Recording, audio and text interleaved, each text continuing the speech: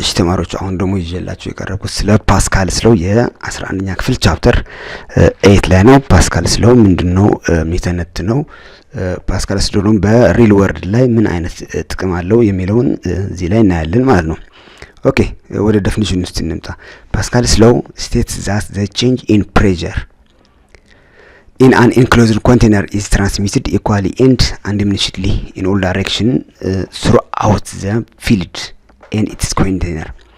የፕሬሸሩ ቼንጅ በኮንቴነሩ ውስጥ ባለው ፍሉይድ ኢኳሊ እና ባልቀነሰ መንገዱ ምን ይሆናል ያለ ነው ይተላለፋል፣ ትራንስሚትድ ይሆናል ማለት ነው።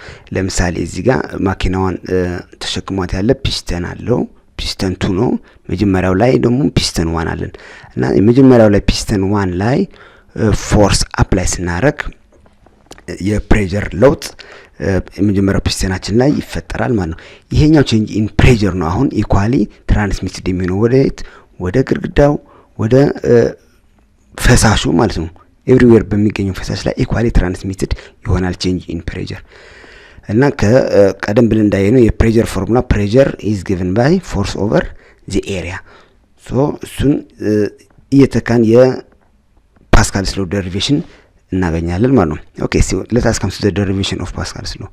So change in pressure 1 which is acted on the piston 1 on the first piston የሚመራ ፒስተን ላይ አክት ያደርገው change in pressure 1 እና መጨረሻ ላይ ሁለተኛው ፒስተን ላይ ወይ ደግሞ ማኪናዋን ወደ ላይ የሚገፋ ፎርስ ላይ የሚፈጠረው ፕሬሸር እኩል ነው። change in pressure 1 must be equal to change in pressure 2 ግን ፕሬሸር ፎርሙላ እንዴት ነው የምናገኘው? ፎርስ ኦቨር ኤሪያ ነው።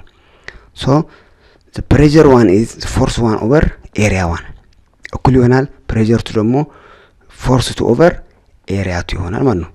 ይሄኛው ሪአሬንጅ ስናደርገው force 2 እኩል ይሆናል area 2 over area 1 multiplied by f1 ይሄኛው ፎርሙላ ምን ብለን እንጠራዋለን? ፓስካልስ ሎው እንለዋለን። አሁን ቀደም ብለን ያየነው ዲያግራም ላይ area 2 ከarea 1 ይበልጣል። area 2 ከarea 1 ስለሚበልጥ የሁለቱም ሲካፈል የሚሰጠን ውጤት ግሬተር ዛን 1 ነው ማለት ነው። ግሬተር ዛን 1 ከሆነ ስለዚህ ፎርስ 2 ከማን ይበልጣል ማለት ነው? ከፎርስ 1።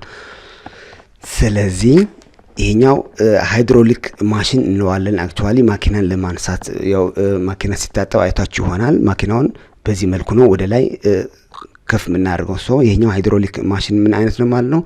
ኢት ኢዝ ፎርስ ማልቲፕላየር ኃይል ቆጣቢ ማሽን ነው ማለት ነው። ምክንያቱም ኤሪያ 2 ከኤሪያ 1 ስለሚበልጥ ፎርስ 2 ወይ ደግሞ ኃይል 2 ከኃይል 1 ይበልጣል ማለት ነው። ኤግዛምፕል ኒድ ኤግዛምፕል 1 ምን ያለኝ ነው?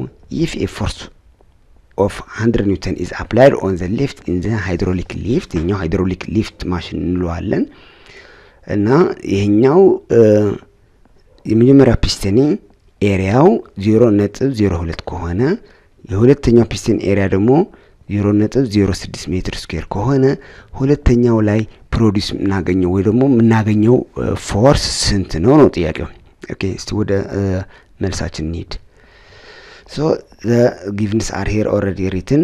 The required is the force to that is going to be produced. so ከፓስካልስ ሎው force 2 equals to area 2 over area 1 multiplied by f1 አሁን ጊቭን ላይ ያሉት ቁጥሮች ስንተካ f2 will be 300 ኒውተን። ኦኬ እዚህ ጋር አሁን ምንድነው እያረጋገጠልን ያለው? ይሄ ሃይድሮሊክ ማሽን ትንሽ ፎርስ አፕላይ ስናደርግ የበለጠ ፎርስ በትልቅ ኤሪያ ላይ እናገኛለን ማለት ነው። ይሄኛው ማሽን እንደምን አድርገን መሳል እንችላለን? as force multiplier ማለት ነው። ኦኬ ወደ ቀጣዩ ኤግዛምፕል እንሂድ። the radius of the smaller piston in hydraulic lift is 8 cm. if 2000 newton force is produced at the larger piston by applying 100 newton force on the smaller piston, what was the radius of the larger piston እያለ ነው። ኦኬ አሁንም የፓስካልስ ሎው ነው የምንጠቀመው። ኤሪያ 2 ሪአሬንጅ አደረገው ማለት ነው። ኤሪያ 2 will be force 2 over force 1 ሲባዛ በኤሪያ 1 ይሆናል ማለት ነው። አሁን ኤሪያ 2 እንዴት ነው የምናገኘው? ሰርኩላር ስለሆነ ፒስቶኑ ሰርኩላር አድርገን ነው የምናስበው፣ ክብ ነው። ሶ የክብ ስፋት እንዴት ነው የምናገኘው? በፓይ አር ስኩዌር ማለት ነው። ሶ የኤሪያቱ እንዴት ይሆናል? ፓይ አር 2 ስኩዌር ኢኳልስ ቱ ፎርስ 2 ኦቨር ፎርስ 1 ሲባዛ ፓይ ታይምስ የኤሪያዋን ደግሞ ፓይ ታይምስ r1 ስኩዌር ይሆናል ማለት ነው። ኦኬ ፓይ በፓይ ካንስል አውት ይሆናል። r2 ዘን ምን ይሆናል? r1 ሲባዛ ራዲካል f2 ኦቨር f1። ኦኬ የራዲያስ 1 እና የፎርስ 2 እና የፎርስ 1 መጠን ስናስገባ ራዲያስ 2 ዊል ቢ 16 ራዲካል 5 ሴንቲሜትር ይሆናል ማለት ነው። ሳብስክራይብ፣ ሼር፣ ላይክ ማድረግ እንዳትረሱ። በሚቀጥለው ፕሮግራም እስክንገናኝ አመሰግናለሁ። ቴንኪው